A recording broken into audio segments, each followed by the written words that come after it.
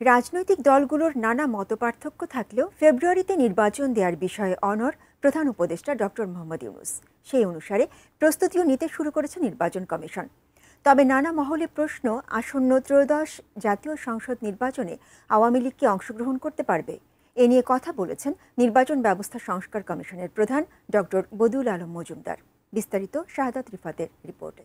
2026 সালের ফেব্রুয়ারি মাসে জাতীয় নির্বাচন অনুষ্ঠানের আয়োজন করেন। আওয়ামী লীগের বিষয়টা তো আপনি বলছেন, আওয়ামী লীগকে তো সরকারি তাদের কর্মকাণ্ড নিষিদ্ধ করেছে।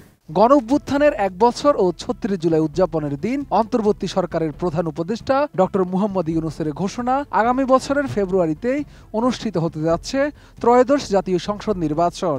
আগামী রমজানের আগে 2026 সালের ফেব্রুয়ারি মাসে জাতীয় নির্বাচন অনুষ্ঠানের আয়োজন করেন।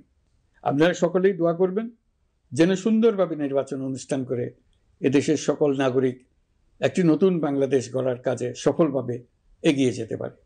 প্রধান উপদেষ্টার এই বক্তব্যের পর নির্বাচন কমিশনও তাদের অবস্থানের কথা স্পষ্ট করেন। প্রধান নির্বাচন কমিশনার জানান, সুষ্ঠু নির্বাচন আয়োজন করতে তারা সব ধরনের প্রস্তুতি নেওয়া শুরু করেছেন। আমাদের ফেব্রুয়ারিতে নির্বাচন করার জন্য বিভিন্ন চ্যালেঞ্জ থাকা সত্ত্বেও আমরা কিন্তু আমাদের প্রস্তুতি এগিয়ে নিচ্ছি। ইনশাল্লাহ আমাদের কোনো প্রস্তুতিতে ঘাটতি হবে না। একদম একটা সুন্দর নির্বাচন করার জন্য যে ধরনের প্রস্তুতি আমাদের নেওয়া দরকার সেটা ইনশাল্লাহ আমরা নিচ্ছি। আমাদের অফিসাররা রাত দিন খাটছে, আপনারা দেখছেন, ছুটির দিনও কাজ করছে আমাদের অফিসাররা। এদিকে নির্বাচন নিয়ে সরকার ও নির্বাচন কমিশনের তৎপরতার মাঝে নানা মহলে প্রশ্ন উঠেছে, আসন্ন ত্রয়োদশ জাতীয় সংসদ নির্বাচনে আওয়ামী লীগ কি অংশগ্রহণ করতে পারবে? এ নিয়ে সরকার ও কমিশন কি ভাবছে?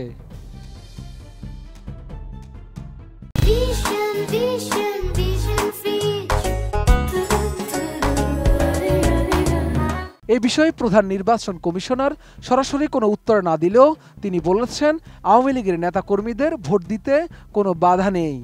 আওয়ামী লীগের বিষয়টা তো আপনি বলছেন, আওয়ামী লীগকে তো সরকারি তাদের কর্মকাণ্ড নিষিদ্ধ করেছে, নিষিদ্ধ করেছে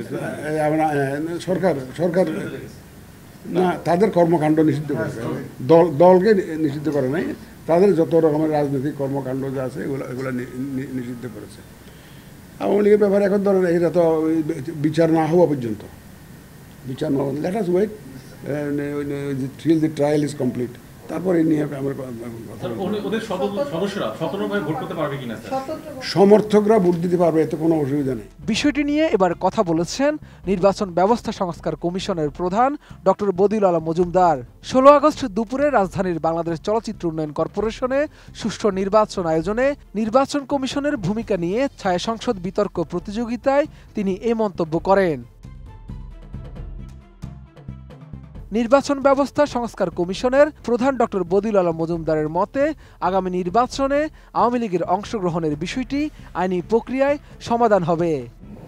সরকার আওয়ামী লীগের কার্যক্রম স্থগিত করেছে এবং নির্বাচন কমিশন তাদের যে সিম্বল, তাদের যে প্রতীক, সেটা স্থগিত করেছে। এখন এই সিদ্ধান্ত আমি আশা করি আইনি প্রক্রিয়ায় এটা শুরু হবে এবং আওয়ামী লীগ নির্বাচন করতে পারবে কি পারবে না সেটা আইনি প্রক্রিয়া শুরু হবে এবং তার প্রেক্ষিতে সরকার এবং নির্বাচন কমিশন সেই সিদ্ধান্ত নেবে। বদিউল আলম মজুমদার আরও বলেন, সরকার আওয়ামী লীগের কার্যক্রম নিষিদ্ধ করেছে, এখন তারা নির্বাচনে অংশ নিতে পারবে কিনা সেটা সরকার ও নির্বাচন কমিশন আইনি প্রক্রিয়াতেই সিদ্ধান্ত নেবে।